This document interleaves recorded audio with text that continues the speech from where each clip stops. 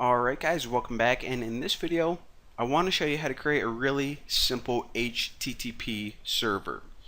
So remember that Node.js, it's a little bit different than plain vanilla JavaScript because plain JavaScript was made for the web browser. So if you're just on a desktop or a laptop chilling in your living room, you could run some JavaScript and that's all good. But the code that we write in these next couple tutorials, this is code that's going to be on a server. So in other words, whenever you create a website, people are going to try to connect to that server, wherever it is, make a request for, let's say, like some like a web file or web page or some info from your database, whatever, and your server is going to be responsible for looking at the request and sending them back some information or some files, whatever. So that's actually how you can picture it. Actually, let me go ahead and right click and make a new file, maybe a little bit easier to understand. Server.js. So this is, let me clean this up, and actually we don't even need this app.js. We'll just run everything in this server.js file. So yeah, I know whenever I'm making these tutorials I'm on a Windows machine just sitting in my room. However, think of it like this: the code that I write in IntelliJ in these next couple tutorials, this is code that's going to be on the server, and whenever I'm using the browser, just think of me of like some user who's trying to connect to your server, like, I don't know, like over in California or wherever.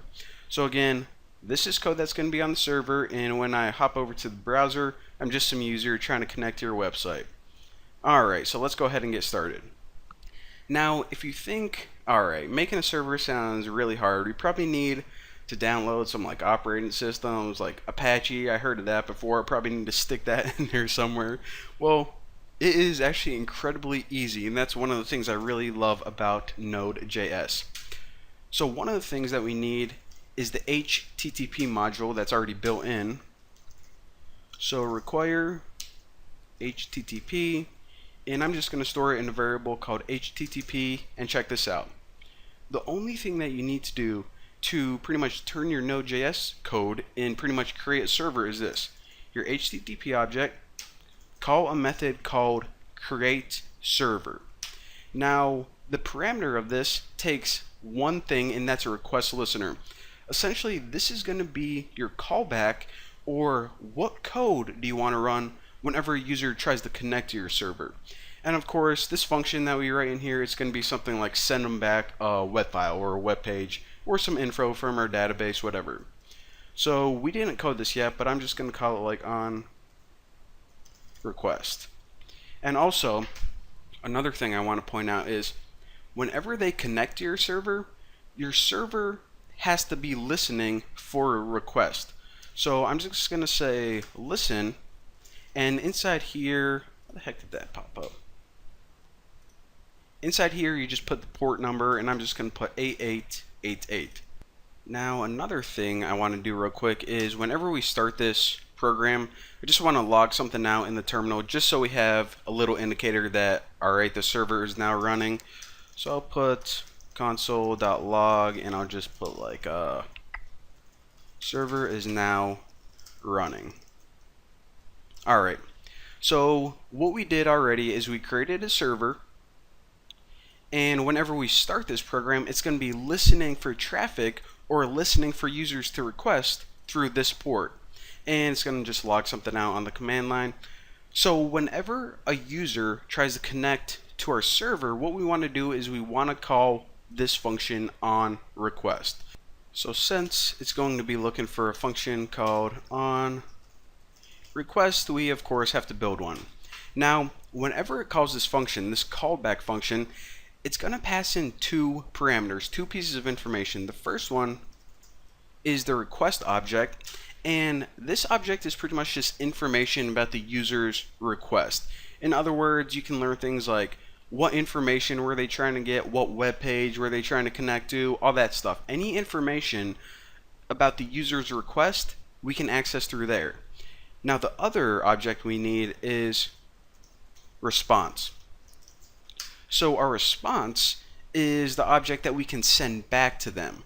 So if they're like looking for a web file, we can send it back through the response. We can also send like status information, like okay, the connection was good, or we couldn't find what you were looking for. Here is a nice old error for you, whatever. So again, the request is from them. The response is what we're sending back. And hopefully, it's like a web file or something like that. So the first thing I actually want to do is this. I just want to print something out so we can visually see what's going on.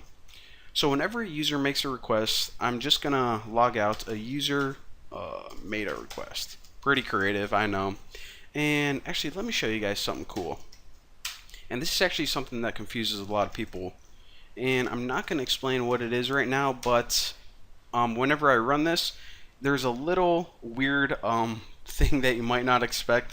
Something happens twice, and you may think it only should happen once. I'll explain what's going on in a second. But whenever a user makes a request, the first thing I'm going to do is print something out in our terminal, just so we can visually see what's going on. And then I'm going to start building my response, what I'm going to send back to them. So for the response, the first thing I want to do is write head right there. Alright, so before I hit enter, check this out. This takes a couple different parameters, a status code. Now whenever you are sending something back to the user, there are already a bunch of status codes that you may already be familiar with. 200 is pretty much the status code that says, hey, everything went okay, you requested something, I'm sending it back, no problems. You probably already know of 404 as well. This means that whatever you requested, I couldn't find what you were looking for, something probably didn't go according to plan, and there are a couple other ones as well, and we'll talk about those later on. The next piece of information is just header information, and it says what type of data are you sending back to them. And for now, I'll just send like a simple plain text, and these can also be like files, but for right now, what you do is you call context, type in capital letters, and then since this is an object, you need a value. So text plain, and that with a semicolon. Alright, so what we're saying right here is we're going to send you back a response. Everything is going good so far, and the type of data that I'm sending back is just plain data, just like a string. So now you actually have to write some string or some data. So response write pretty much allows you to write your response, and I'll just say like here is your response, whatever, or here is some data. I'll just say that. Alright, and now the last thing you need to do is you need to call response.end, and this just signifies that the response is ending and it actually sends it off. So let's go ahead and run this and check out what's happening. So server is now running, and actually before I do that, let me stop it. So this program isn't running yet because I just stopped it, and check it out. So obviously whenever a user wants to connect to it, this would eventually, be some web address, but for right now we're just running it on localhost, which is the address of whatever program, your server, and port 888. And remember in like the first tutorial we set everything up. So if we just try to connect to it right now, try to refresh it, it says this web page is not available. It's saying that because remember, this is pretty much our server, and our server is not running yet because even though I just ran it, I stopped it. So we pretty much have no server or no program running right here. So check this out. Whenever I run it, it says server is now running, and this program is now listening for users to connect. So now look what happens when someone connects with it. It prints out here is some data. Why did that happen? Well, check it out.